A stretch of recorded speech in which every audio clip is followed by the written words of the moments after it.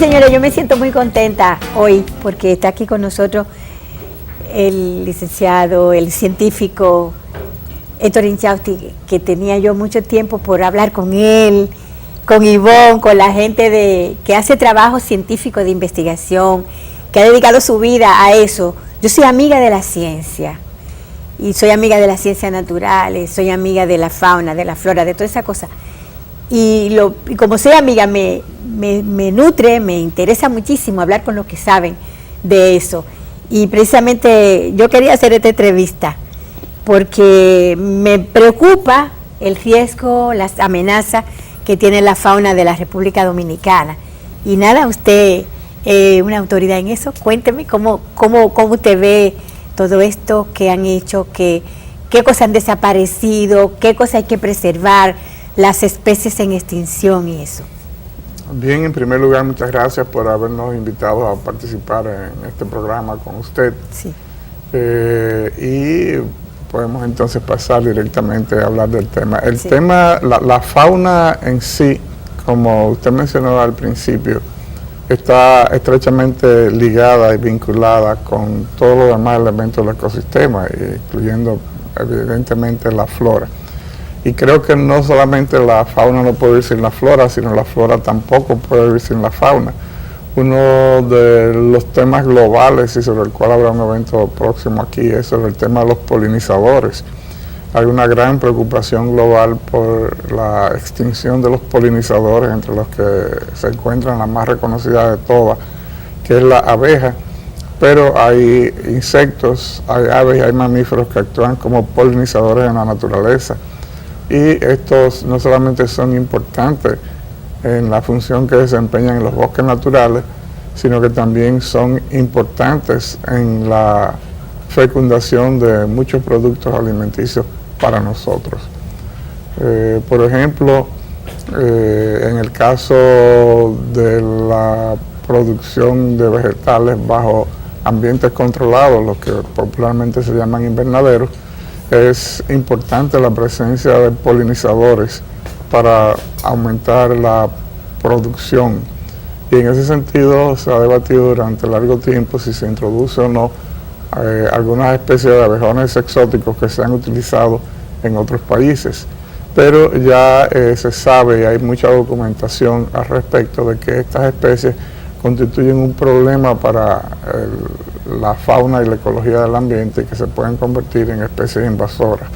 En ese sentido se ha estado trabajando en el desarrollo de las capacidades para la utilización de especies nativas de abejones, que es trabajo que han estado haciendo con financiamiento del Fondo CID y con una de las universidades el Cibao, la UAFAN, Universidad Agroforestal Fernando Arturo de Merillo. Pero en sentido general, nosotros estamos viviendo desde hace ya tiempo lo que se llama la crisis de la diversidad biológica. Esto se reconoce desde hace décadas y a partir del año 1992, cuando se celebró la conferencia de las Naciones Unidas sobre Medio Ambiente y Desarrollo, más conocida como la Cumbre de la Tierra o la Cumbre de Río, donde se celebró en Río de Janeiro, Brasil. De esto emanó el Convenio de la Diversidad Biológica, que es un convenio que trata sobre el problema de la crisis de la diversidad biológica en general y cómo caminar los países del mundo que son signatarios, incluyéndonos a nosotros, República Dominicana, por la conservación y uso sostenible de esta biodiversidad. Sí, hay una correlación. La semana pasada, viniendo yo para acá, me llegó una imagen de una jutía muerta y una boa de la Hispaniola en una carretera del sur. La jutía, igual que el celenodonte, son especies nativas en vía de extinción. ¿Hay jutía allá en la región sur, que es donde ustedes más o menos inciden? Sí, la jutía, tanto jutía como solenodón están presentes en los ambientes adecuados de la región suroeste. Son los dos mamíferos nativos y endémicos, ambos amenazados. El problema global de la crisis de la biodiversidad se refleja en el caso obviamente nuestro. Los impactos ambientales se magnifican en los estados insulares, como es el caso naturalmente de nosotros, y tenemos muchos problemas con la fauna. Hay algunos indicadores de ello. Uno de los indicadores utilizados universalmente es la llamada lista roja de especies amenazadas o en peligro, que ha sido desarrollada a lo largo de varios decenios ya por la Unión Internacional para la Conservación de la Naturaleza. Y esto es un instrumento que se reconoce como el instrumento estándar a nivel mundial. Y además, cada país tiene la potestad de hacer lo que se llama su lista roja nacional. ¿Cuáles tenemos nosotros en la lista roja? Bueno, mencionar las especies como tal es obviamente muy larga, porque desafortunadamente tenemos muchas.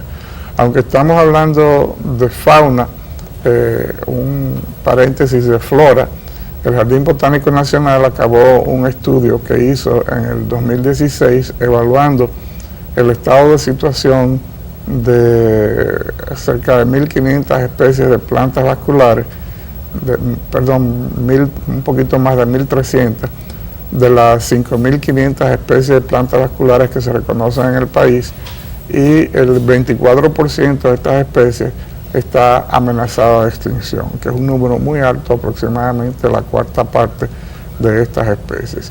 Pero si nos vamos directamente a la fauna, también la UICN hizo una evaluación global de todas las especies de anfibios del mundo.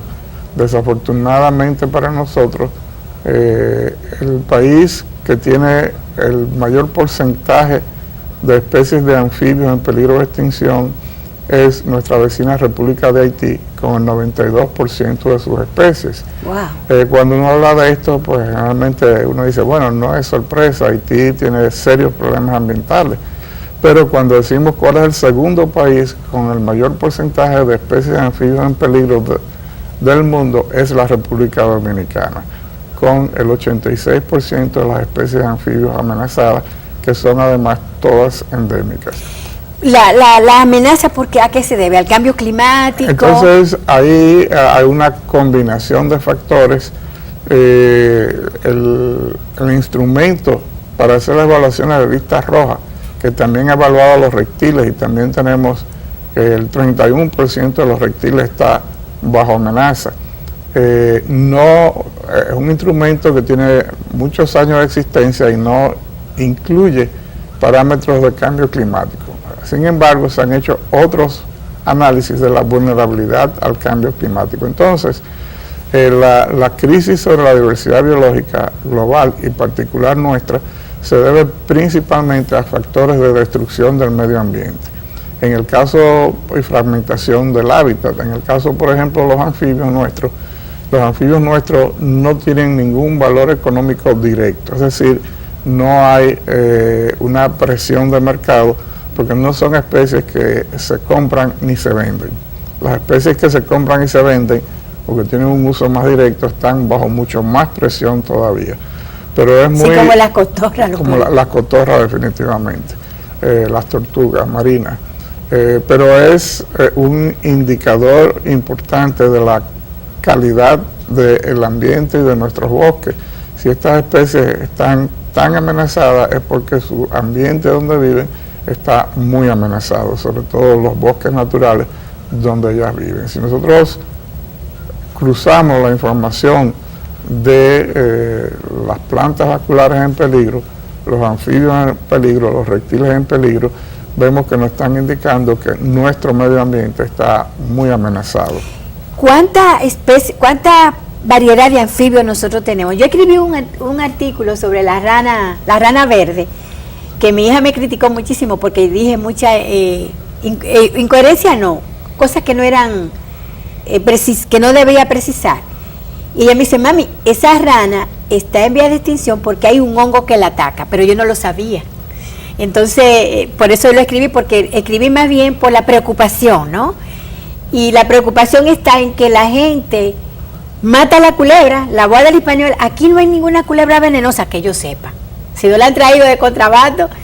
Entonces, hay una boa de la española y la gente la mata. Y la boa hace una labor de limpieza, de profilaxis en el ecosistema, porque se come las ratas, que sí son una plaga. Entonces, los anfibios, las ranas, los sapos, o sea, todo ese tipo de cosas que usted dice, como no tienen un valor económico, la gente la mata, no la aprecia, no sabe lo que es. Entonces, hay que crear conciencia de lo que eso significa para la vida aquí. ¿Qué significan? O sea, la cantidad de anfibios y de reptiles que nosotros tenemos. Yo tengo muchísimo miedo a la culebra, pero la respeto porque descubrí a través de Discovery Channel que nada, que son necesarias. Sí, básicamente todos los seres vivos, en este caso la fauna y los anfibios, por ejemplo, las culebras, hacen lo que se llaman, prestan un servicio, que son los llamados servicios ambientales o servicios ecosistémicos. Entonces, los servicios del ecosistema, que de manera primaria de importancia para nosotros los humanos, es lo que se llama la productividad primaria, mantener la capacidad de producir, en primer lugar, agua, y en segundo lugar, de mantener la productividad para que podamos tener alimentos y otras cosas que son esenciales para la vida. Entonces, aunque uno no sepa el valor inmediato, directo, o no lo conozca, estos sí juegan un papel muy importante. Aquí el señor Donald Dodd, que fue una pareja muy conocida, Donald Dodd y su esposa Anabel de Dodd, sí, decía que la filosofía del campesino dominicano se resumía en 3 cortas frases: si está vivo, mátalo; si está verde, córtalo; y si está seco, quémalo. O sea, si tú vas en el campo y te encuentras con algo vivo, tú no sabes lo que es, pero mientras tanto mátalo. Si es un árbol y está verde, córtalo; y si está seco, quémalo. Es triste, pero es una mentalidad que se ha mantenido mucho tiempo.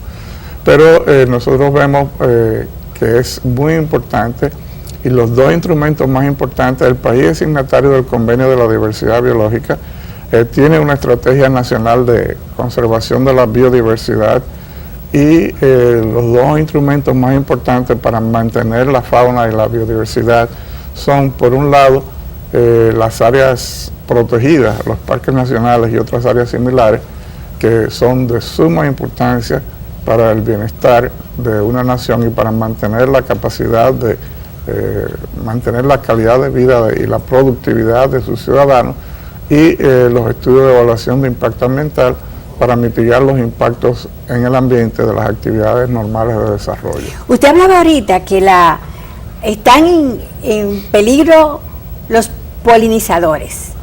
Globalmente las abejas sí, que son polinizador natural.